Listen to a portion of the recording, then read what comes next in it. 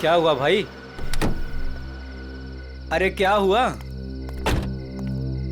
कोई मदद चाहिए क्या? यार मेरी गाड़ी खराब हो गई है और मुझे ये बॉक्स कहीं पहुंचाना है। हाँ वो तो ठीक है, पर है क्या इसमें? इसमें एक बहुत ही अनमोल चीज है और वक्त पे कहीं पहुंचानी पड़ेगी। मेहरबानी होगी यार तुम्हारी। हाँ हाँ चलो बॉक्स रखो। थोड़ा हाथ लगवाओ। हाँ हाँ।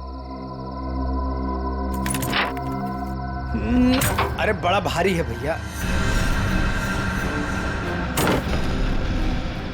उठाओ। इतना बड़ा बक्सा।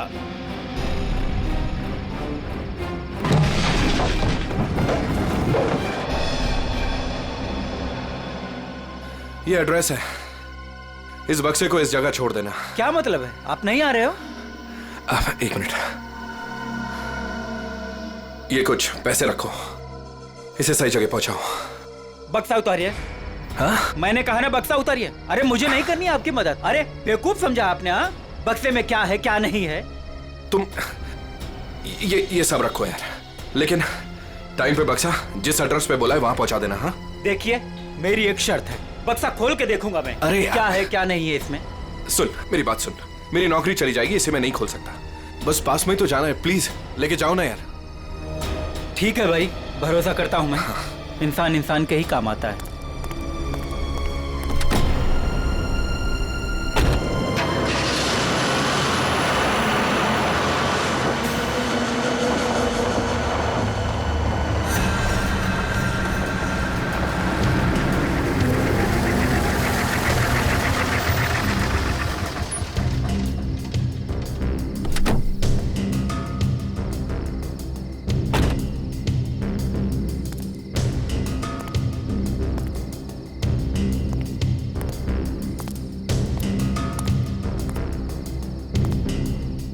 पता तो यही। कैसी चीख! अपने को क्या, बक्सा यहीं उतार के चलता।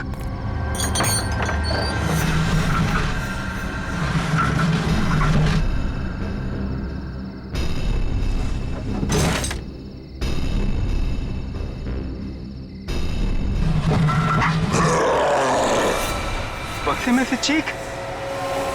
हे भगवान!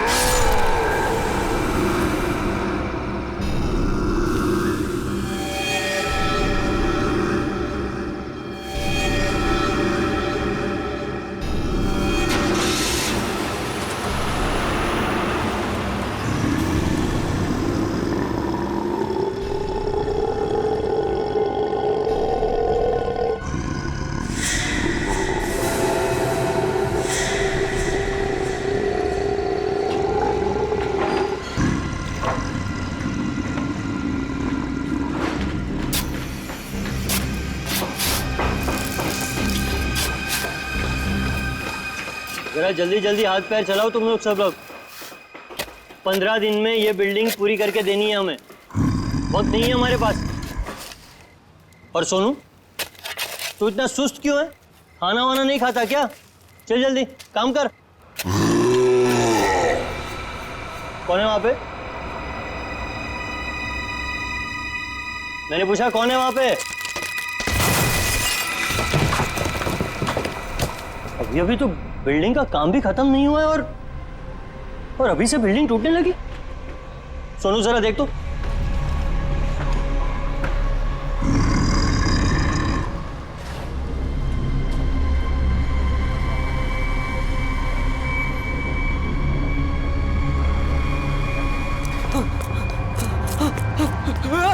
भागो, सब भागो यहाँ से। सोनू, वरना सब मारे जाओगे। सोनू हुआ क्या? सब। अरे हुआ क्या? किस चीज की आवाज थी? और ये चेहरे पर निशान कैसा है? पट्टियों वाला मुर्दा। मुर्दा? मुर्दा उर्दा कुछ नहीं होता है, ये जरूर कोई चोर और घुसाया होगा। एक काम करो, सब लोग मेरे साथ चलो, चलिए मेरे साथ।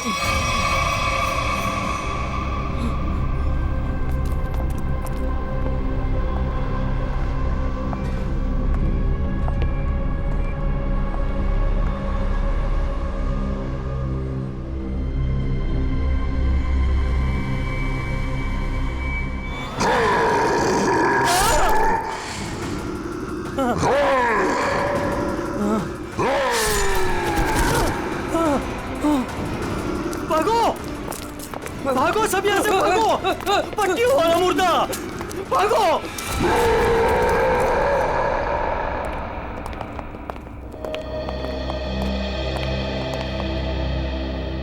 सर, मैंने और मजदूरों ने मिलकर एक फैसला किया है कैसा फैसला? कि हम आपकी बिल्डिंग में अब काम नहीं करेंगे। तुम क्या बकवास कर रहे हो तुम? सर, लगता है आपकी नजर कमजोर हो चुकी है, इसलिए मेरे चेहरे पर ये निशान आप देख नहीं पा रहे। ये हाँ, शराब पी के झगड़ा किया होगा। सर, ये उस आत्मा की देन है जो आपकी बिल्डिंग में है। आत्मा? क्या बकवास कर रहे हो तुम? हाँ? मैं जानता था कि आप मेरी बातों पर विश्वास नहीं करेंगे, इसलिए मैं साथ में सोनू को भी लाया हूं। सोनू,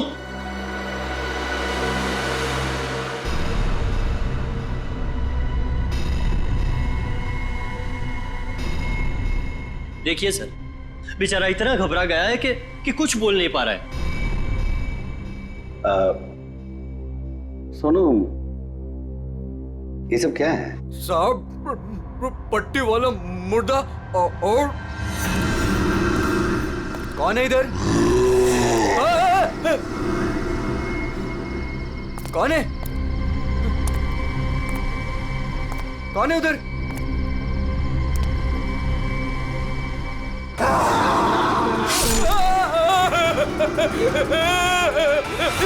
मुझे लगता है कि तुम सब लोग काम कम और नशा ज्यादा करते हो, तभी ऐसी बहकी बहकी बातें कर रहे हो। सर, अगर हमारी बातों पर यकीन ना हो तो कोई दूसरे मजदूर रख के क्यों नहीं देख लेते?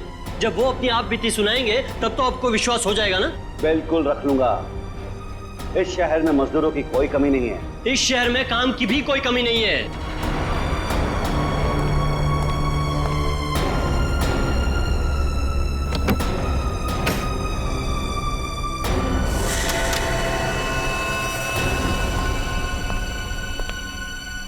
ये तुम्हारा आज तक का हिसाब।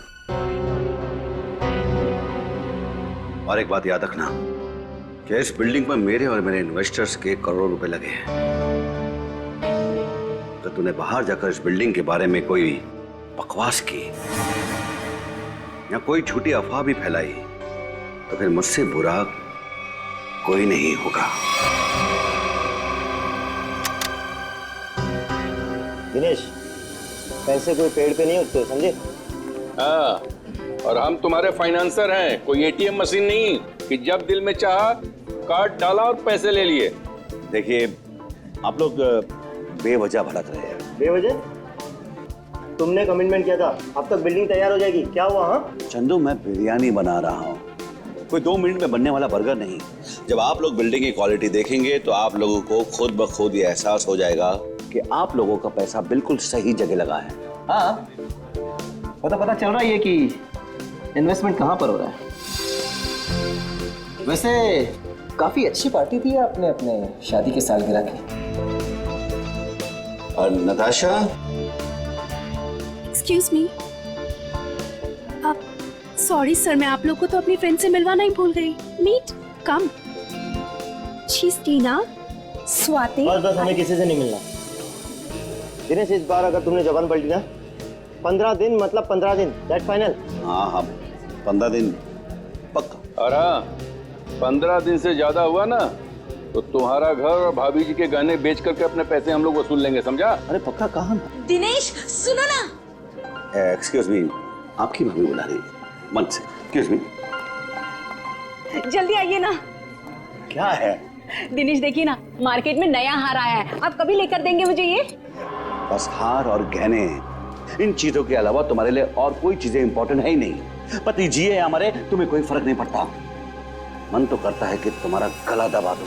क्या बात है पापा, आप मम्मी पर इस तरह से क्यों चीख रहे हैं? मैंने सिर्फ सालगिरह का तोहफा मांगा था और ये ऐसे कर रहे थे मुझ पर। आशा, ये जो तुम्हारे ठाट बाट और ऐशो आराम है ना, वो केवल इसीलिए है क्योंकि तुम्हारा ये पति दिन रात गधे की तरह काम करता है। पापा, अगर आपके पास इतना ही पैसा है ना तो थोड़ा हम पर भी खर्च कर दो प्लीज। पहले तो आपने फ्लैट देने के लिए भी मना कर दिया और अब जब मम्मी ने आपसे एक छोटा सा हार मांगा तो उसमें भी आपको दिक्कत है। तुम दोनों नालायक बच्चों को तो मैं कुछ दूंगा नहीं, और तुम लोग मेरे घर में रहते हो इसी बात से खुश रहो।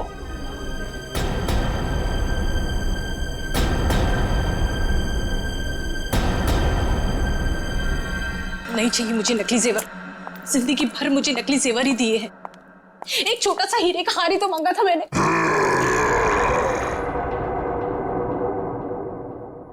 कौन कौन है वहां? कौन है वहां? कौन है वहां?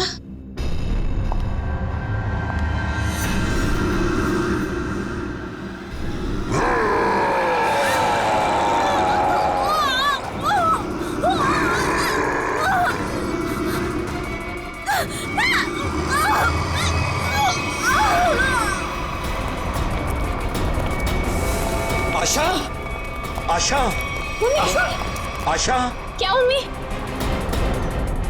आशा, एक सांस क्या हुआ मम्मी को? मर गई।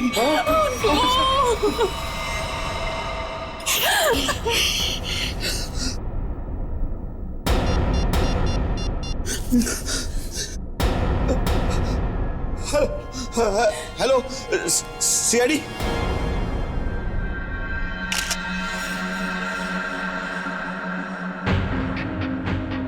ये निशान देखा गले पे? हाँ सर, लगता है काफी जोर से गला दबाया खूनी ने।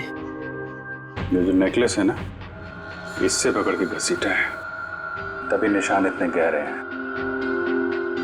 शायद बिल पाइप के टूट जाने से मौत हो गई इनकी।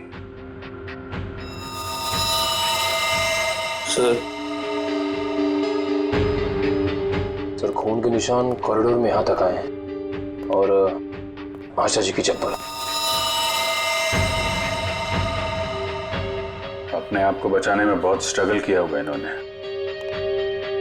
पर खूनी ज्यादा ताकतवर निकला। Excuse me. एक सेकंड।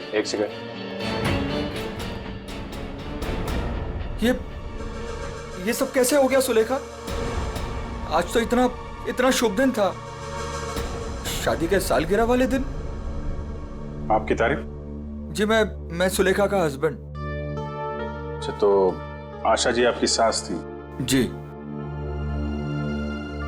सास ससुर की एनिवर्सरी पार्टी में आप काफी लेट नहीं आ रहे हैं? वो बिजनेस मीटिंग में फंस गया था, इसलिए लेट हो गया। बस अभी पहुंचा हूं। ठीक है, इधर आ जाइए आप। दिनेश जी, आपको किसी पे शक है? कौन कर सकता है ऐसा काम? सर, मेरी वाइफ की किसी से कोई दुश्मनी नहीं थी। सर, मैं यही कह रहा हूँ कि दिनेश ने खुद ही अपनी बीवी का खून करवाया है। सर, हमने इसका झगड़ा सुना था। ये अपनी बीवी से कह रहा था कि मैं तुम्हारा गला दबा दूंगा। पति जिए या मरे, तुम्हें कोई फर्क नहीं पड़ता। मन तो करता है कि तुम्हारा गला दबा दूं। तो बकवास कर रहे लोग। अगर मैंने गुस्से में कुछ कह दिया तो इसका मतलब ये तो नहीं ना कि मैं सचमुच वो कर दूंगा। वैसे ऐसा हुआ क्या था कि आपको इतना गुस्सा आ गया कि आपने गला दबाने की धमकी दे दी, वो भी शादी की सालगिरह वाले दिन? सर, इसकी वजह भी ये लोग ही है। ये मेरे इन्वेस्टर्स हैं। अब मुझे एक पाई ऐसे देते हैं जैसे मुझ पर एहसान कर रहे हैं। तुम लोगों की मैं एक पाई चुका दूंगा, वो भी ब्याज सहित, समझे? तो दे दो ना।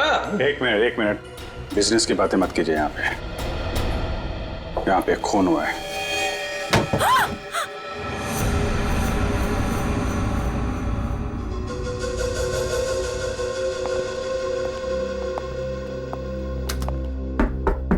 कौन है अंदर? दरवाजा खोलो।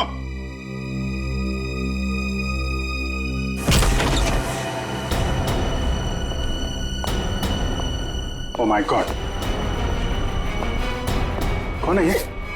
सुनिए। छोटो, कौन हो तुम? हैं? और यहाँ क्यों छुप के बैठी हो? मुर्दा पट्टियों वाला मार डालेगा।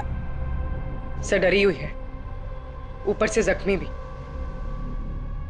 देखो, आप बिल्कुल घबराइए मत। हम लोग सीआईडी से हैं। आपका नाम क्या है? कोमल। कोमल? कोमल, आप यहाँ क्यों छुप के बैठी थी? वो पट्टियों वाला मुर्दा बाहर घूमते हुए देखा। पट्टियों वाला मुर्दा?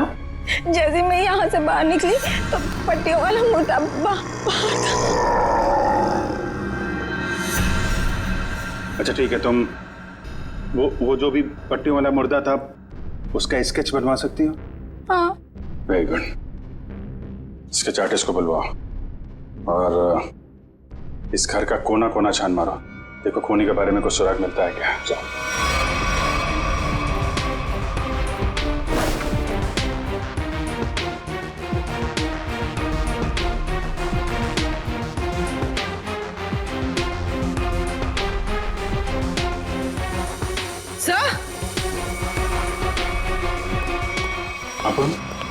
सर ये पट्टी मिली है क्या यहाँ पर? कोमल ने देखा पट्टी वाला मुर्दा और यहाँ पे पट्टी का टुकड़ा मिला। सर स्केच तैयार है। तो ये है वो पट्टी वाला मुर्दा। इस मुर्दे का और इस पट्टी का क्या राज है, जल्द से जल्द पता लगाना होगा। गले का हार बेचारी का फांसी का फंदा बन गया। जैसे ही खूनी ने हार खींचा, बेचारी कुछ नहीं कर पाई। सर वो आदमी गले का हार छीनने के लिए आया था, ऐसा लगता नहीं? वही तो सचिन, वही तो राज है। बड़ा अजीब तरीका ढूंढा खून करने का यार। हाँ जयवंती, डॉक्टर साहब को जरा स्केच दिखा। Yes sir. ये देखिए सर, ये मम्मी की ड्रेस है। मम्मी मतलब माँ? मम्मी नहीं फ्रेडी, मम्मी। हजारों साल पहले जब इजिप्ट में राजा महाराजा मर जाते थे तो उनकी बॉडी को एम्बाम कर दिया जाता था। अलग अलग तरीके की सीक्रेट्स, दवाइयां, मरहम, बाम वगैरह लगा दिया जाता था उनकी बॉडी पर और बाद में इन पट्टियों से उसे ढक दिया जाता था। इससे मम्मी सड़ती नहीं थी। मर गए मतलब हजारों साल पुरानी लाश यहाँ पे आ गई और एक के बाद एक खून कर रही है। तो शायद अगला खून तुम्हारा होगा। मेरा हो गया, अब चुपचाप खड़े रहो। और एक बात ध्यान में रखो, मम्मी कभी सड़ती नहीं है और ना मम्मी कभी जिंदा होती है। अच्छा सर, ये जो पट्टी का टुकड़ा हमारे हाथ लगा है, कहीं ऐसा तो नहीं कि ये खूनी के साथ हाथापाई के दौरान आशा जी के हाथ आ गया? नहीं, ऐसे नहीं हुआ। तारिका जी, आप ठीक है वहां पे? नहीं। फिर एक सीआईडी ऑफिसर बोल रहा है कि इनके हाथों में पट्टी आई थी, मतलब आई थी। सीआईडी ऑफिसर आसमान से उतरता है क्या? उससे गलती नहीं हो सकती।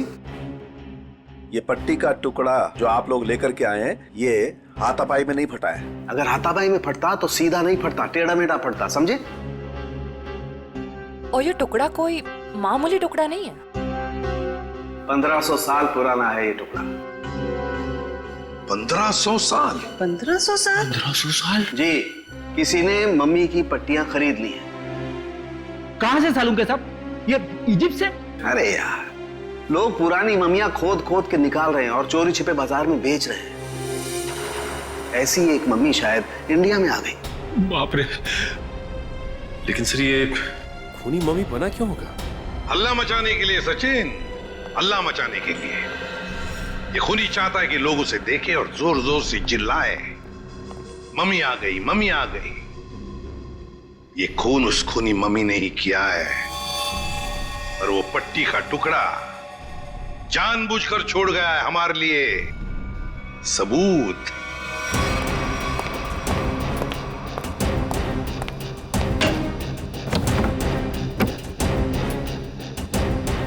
आज तो मैं इस मम्मी का काम तमाम कर दूंगा।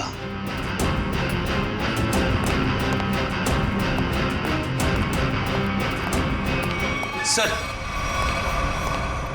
ये सोनू है, दिनेश की बिल्डिंग में काम करता है। अच्छा, सोनू साहब कोई पैसा वैसा नहीं था दिनेश साहब के पास, कंगाल थे वो।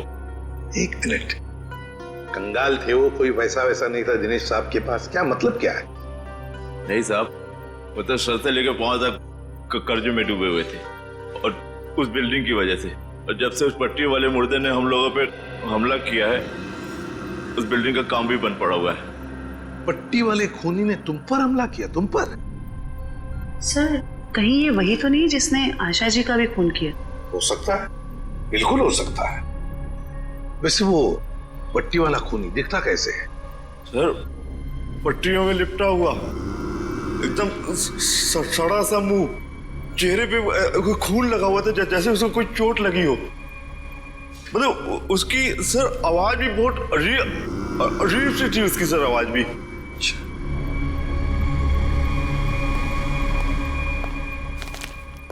एक मिनट, क्या वो ऐसा दिखता था? हाँ साहब, ये तो था वो। चलो ठीक है, तुम जा सकते हो। अगर जरूरत पड़ी तो हम तुम्हें फिर से बुला लेंगे। सर ये जो कोई भी आशा जी का खून करने के लिए आया था, या तो पहले से मम्मी बन के आया था, या फिर पार्टी में आने के बाद उसने अपना हुलिया बदला है। सर काम करते हैं, पार्टी का फुटेज देखते हैं।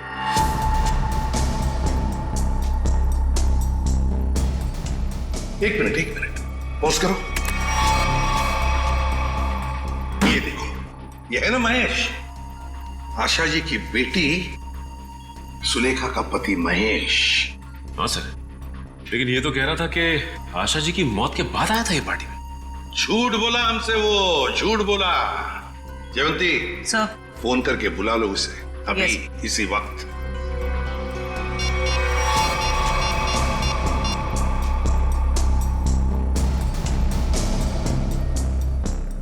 सर फोन नहीं उठा रहा है। महेश फोन नहीं उठा रहा है, उसकी आधी कारस्तानी तो इसी से समझती है। रेडी, मोबाइल फोन रिकॉर्ड्स निकालो उसके।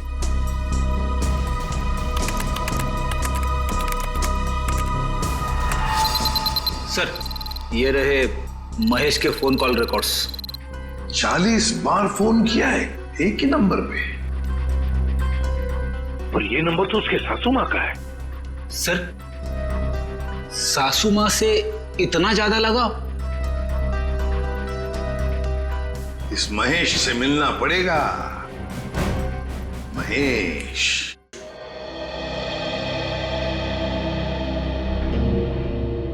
क्या महेश घर पे है इस वक्त? नहीं सर, महेश जी तो अभी घर पे नहीं है। लेकिन प्रॉब्लम क्या है सर? देखिए, महेश ने हम सबसे झूठ बोला। जब आपकी मां का खून हुआ, उससे पहले ही महेश वहां मौजूद था। आपका मतलब है मेरे पति ने खून किया है? देखिए, हमें उस पर शक है। लेकिन सर वो ऐसा क्यों करेंगे? पैसों के लिए। पैसों के लिए किया होगा उसने। सब पैसों के लिए? लेकिन सारा पैसा तो डैडी के पास है। उन्होंने आज तक माँ को कभी कुछ नहीं दिया। तो फिर महेश जी जो क्यों हत्या करेंगे मेरी मॉम की? अब ये सब कुछ तो हमें महेश ही बताएगा। लेकिन हाँ, अगर महेश आपसे कांटेक्ट करता है तो हमें खबर कीजिए। तो फ्रेडी, इस महेश का मोबाइल ट्रैक करो, सब पता चल जाएगा।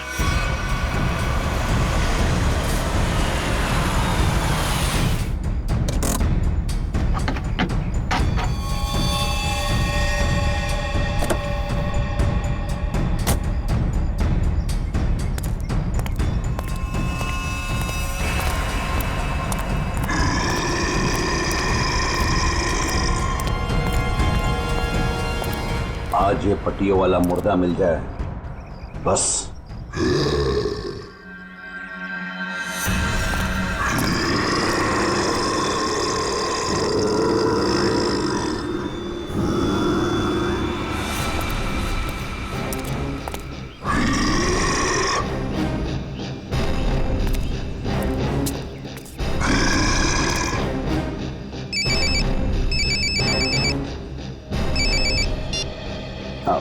हेलो।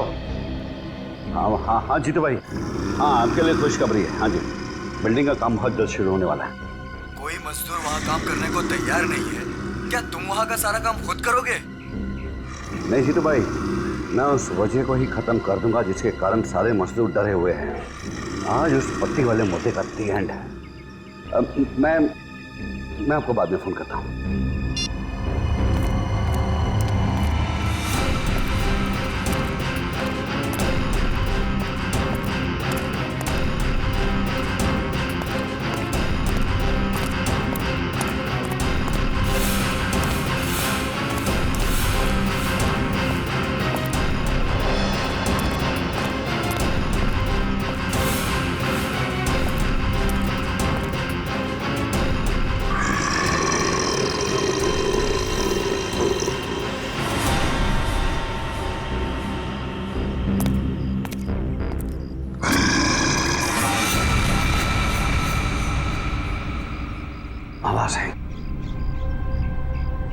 यहीं से आवाज आई, पटिया वाले मुर्दे, आज तू बचेगा नहीं, आज तुझे छोड़ूंगा नहीं मैं। गोली मत चलाना। तो तू ही ये सब कुछ कर रहा है और तूने ही आशा को भी मारा। नहीं, मैं ऐसा क्यों करूंगा? मैंने नहीं मारा। तू यहाँ क्या कर रहा है? मैं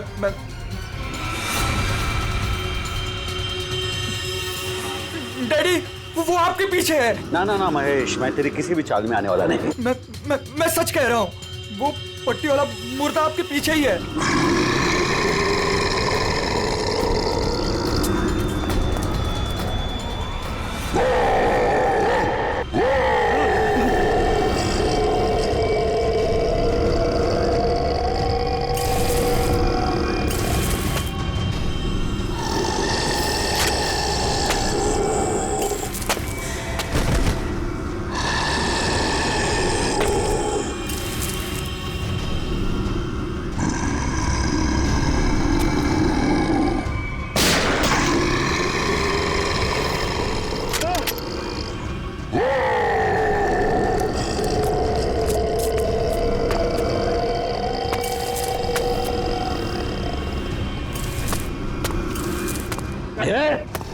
देखो भाई, तू मुझे माफ कर दे। क्यों मैं पीछे पीछे कुछ भी नहीं है। देखो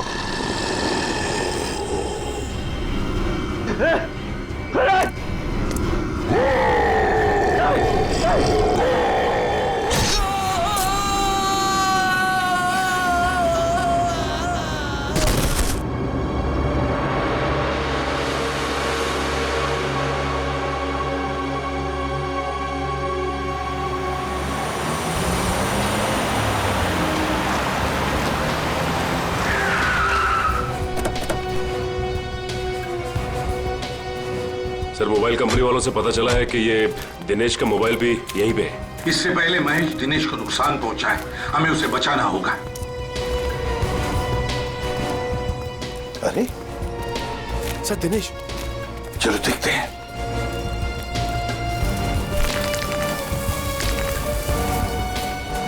माय गॉड, ये तो जिंदा है। सच, जल्दी से एम्बुलेंस बुला, जल्दी। फ्रेडी, जयवंती, देखो आसपास। Yes sir.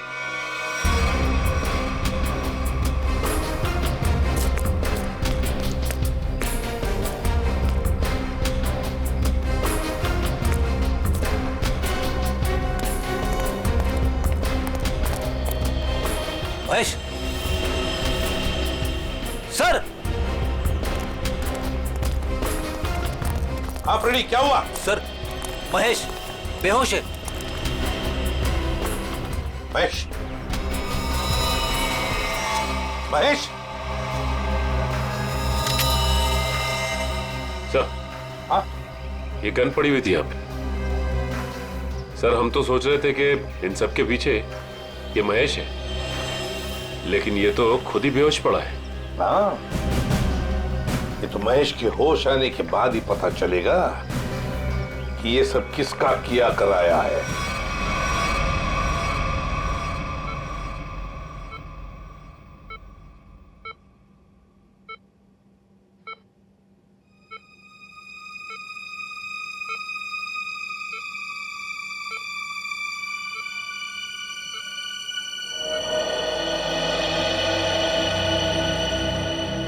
डॉक्टर साहब, अब कैसी तबीयत है मेरे पापा की? फिलहाल इनकी तबीयत नाजुक है, अभी कुछ भी कहना मुश्किल है। 48 घंटे ऑब्जर्वेशन में रखेंगे, फिर देखते हैं क्या करना है। Okay, excuse me.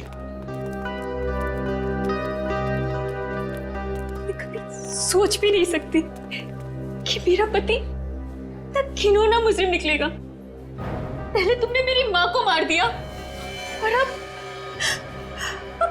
मेरे पापा पे तुमने हमला किया। ये तुम क्या कह रहे हो सुलेखा? देखो, मैंने ऐसा कुछ भी नहीं किया है। मैं निर्दोष हूँ, बेकसूर हूँ। हर मुजरिम यही कहता है कि उसने कुछ नहीं किया, वो निरपराध है। लेकिन सारे सबूत उसी आदमी की तरफ उंगली उठाकर कह रहे हैं कि ये इस आदमी ने किया है, और वो आदमी है तुम। लेकिन सर, आपके पास ऐसा कौन सा सबूत है जो ये साबित करता है कि खून मैंने किया है। एक हो तो बताए। सबसे पहले तो तुमने हमसे झूठ बोला कि तुम पार्टी में देर से गए, लेकिन सीसीटीवी फुटेज साफ साफ दिखा रही है कि तुम पार्टी में पहले ही मौजूद थे, आशा जी की मौत से पहले। सबूत नंबर 2, 3 दिनों में 40 फोन किए तुमने आशा जी को, जबकि तुम उन्हीं के घर में रहते थे। इतने सारे फोन कॉल करने की वजह? और जिस वक्त क्राइम सीन पर दिनेश जी मिले उस वक्त सिर्फ एक ही आदमी मौजूद था, वो तुम थे। मैं डर गया था सर, डर गया था। दरअसल बात यह है सर कि मैं नया बिजनेस चालू करना चाहता हूँ और जिसके लिए मुझे पैसों की जरूरत थी और मैं चाहता था कि वो पैसे मुझे सासू माँ जी दे दे। बस सर इसीलिए मैं उन्हें बार बार कॉल कर रहा था और कोई वजह नहीं है सर। तो इनके कहने का मतलब है कि ये पार्टी में पैसे मांगने के लिए गए थे आशा जी से, है ना? हाँ सर, उस दिन मैंने देखा कि ये लोग बिजनेस के लिए मुझे पैसा नहीं दे रहे और सासू माँ को लाखों करोड़ों के गहने दिए जा रहे। और तुमने गुस्से में आकर मार डाला आशा जी को? नहीं, मैंने उन्हें नहीं मारा। मैंने कहा ना, मैं उनसे पार्टी में बात करने गया था, पर मेरे बात करने से पहले ही उनका मर्डर हो चुका था। नहीं महेश जी, कौन विश्वास करेगा तुम्हारी इन बातों पर? पहले तुमने आशा जी को मारा, फिर दिनेश जी के पीछे पड़े, और वो भी कहां पर? अंडर कंस्ट्रक्शन बिल्डिंग में। ये गलत इल्जाम है। मैं वहां पर उनसे भी बात करने गया था, मैंने नहीं मारा। ऑफिस में नहीं जा सकते थे, घर में नहीं जा सकते थे? उनसे बात करने में ऑफिस से गया था, पर जब मैं ऑफिस पहुंचा सर तो वो निकल चुके थे अपनी साइट पे सर, इसीलिए मैं साइट पर चला गया। पर जब मैं साइट पर गया तो सर मैंने देखा कि एक पट्टी वाले मुर्गे ने उन्हें धक्का दे दिया वहां से सर। आशा जी और दिनेश जी पर मम्मी ने हमला किया? हाँ सर। पंकज, ये तो उस आदमी ने किया जो दुनिया को दिखाना चाहता है कि ये किसी इजिप्शियन मम्मी ने खून किया है। पर वो हमारे परिवार के पीछे क्यों पड़ा है? तो डॉक्टर साहब कह रहे थे ना कि इस तरह की पुरानी और महंगी पट्टियां आसानी से नहीं मिलती। सचिन, सेंट्रल स्टेट लेबोरेटरी से पता लगाएंगे कि पट्टियां कहां से और कैसे मिली है। मैं ACID से आपसे मिलना चाहती हूँ। डॉक्टर चारू आप ही? हाँ, मैंने ही आपको फोन किया था। डॉक्टर चारू, इस पट्टी को पहचानती हैं? ओह माय गॉड, ये पट्टी आपको कहाँ से मिली? ये पट्टी तो हमारी लैब से चुराई गई थी। इस सिलसिले में एक डॉक्टर को काम से भी निकाल दिया गया। आइए।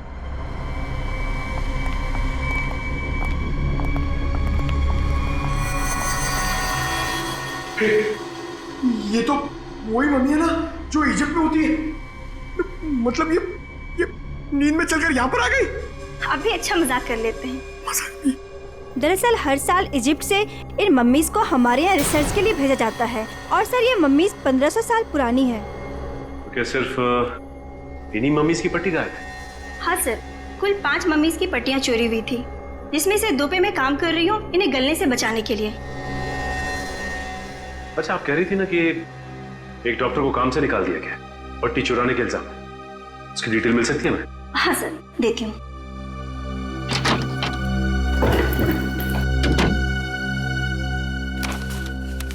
ये है सर मिस्टर ज्ञान।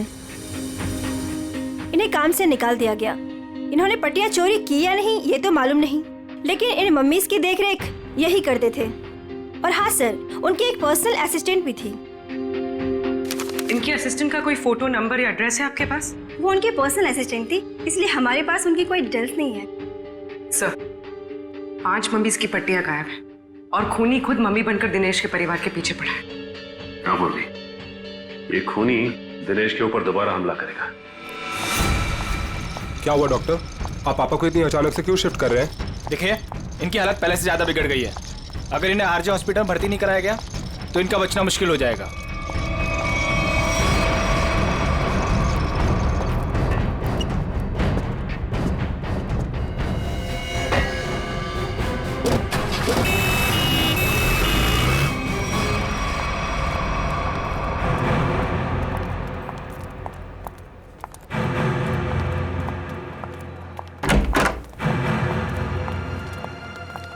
दिनेश जी तो कहीं दिखाई नहीं दे रहे यहाँ पे। वही तो, चलो देखते।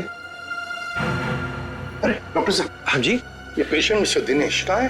हाँ जी, उनको तो डिस्चार्ज दे दिया है। क्या मतलब तबीयत सुधर गई थी उनकी? नहीं, तबीयत तो नाजुक ही थी, पर उनके परिवार वालों को शायद भरोसा नहीं था कि उनका यहाँ अच्छा इलाज होगा। तो उन्होंने दूसरे डॉक्टर को फोन किया और वो यहाँ से दूसरे हॉस्पिटल ले गए। कौन से hospital? RG hospital. RG hospital, उसका नंबर तो होगा ना यहाँ पर? हाँ जी, रिसेप्शन पे होगा। चलिए आइए बात करा देता हूँ।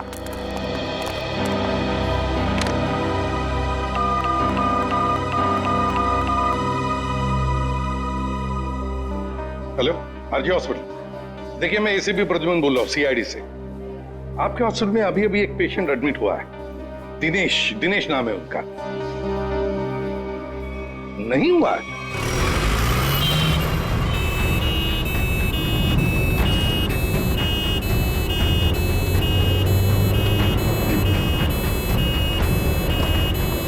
काम हो गया बॉस, तीर कमान से निकल चुका है। आप निशाना तैयार रखो।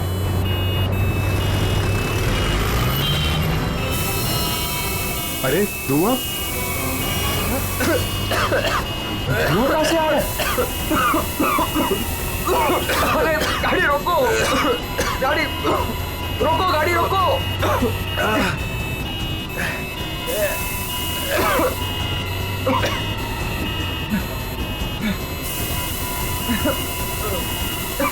धुआं बढ़ते ही जा रहा है ये।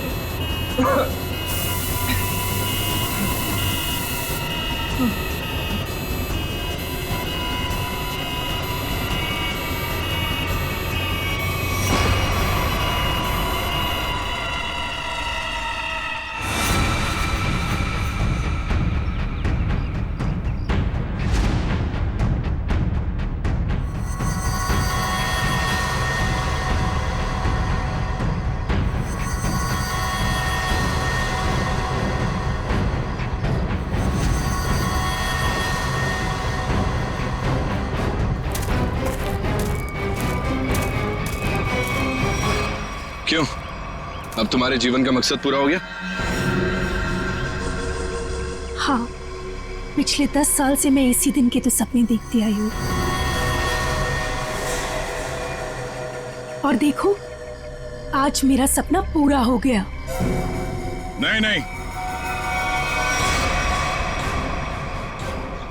सीआईडी के रहते अपराधियों के सपने कभी पूरे नहीं होते। सीआईडी? क्यों डॉक्टर ज्ञान?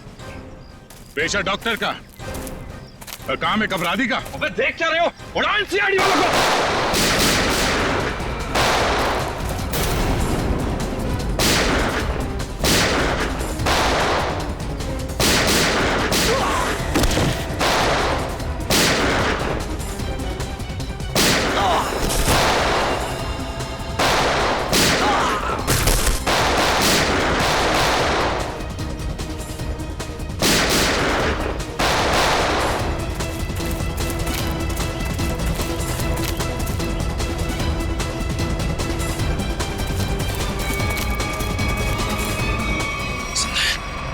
सबके सब बेहोश हैं, इनको होश में आना पड़ेगा।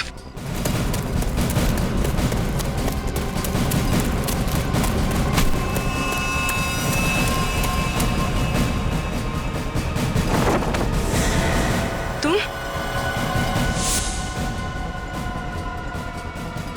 जिंदा लोगों को मम्मीफाई करी थी ना? मैं तुम्हें सिखाती हूँ मम्मीफिकेशन किसे कहते हैं। अपराधियों को मम्मीज बनाने का काम हम करते हैं। मैं दिनेश की सेक्रेटरी सिर्फ इसलिए बनी ताकि इससे अपने भाई के मौत का बदला ले सकूं, और इसलिए मैंने मम्मी बनकर इसकी बिल्डिंग में काम करने वाले लोगों पर हमला किया ताकि मम्मी की अफवाह फैल जाए। तुम कुणाल की बहन हो? नाम मत लो अपनी गंदी जबान से मेरे भाई का। एक वक्त था जब वो तुम्हारा सबसे करीबी दोस्त था, और तुमने क्या किया? दोनों साथ गए थे ना विदेश पैसा कमाने के लिए। सर, इसको सहयोग से एक मम्मी मिली, और मेरा भाई चाहता था कि वो ये मम्मी वहां की देश की सरकार को सौंप दे, लेकिन ये दिनेश उसे ग्रे मार्केट में बेचना चाहता था। सर ऐसा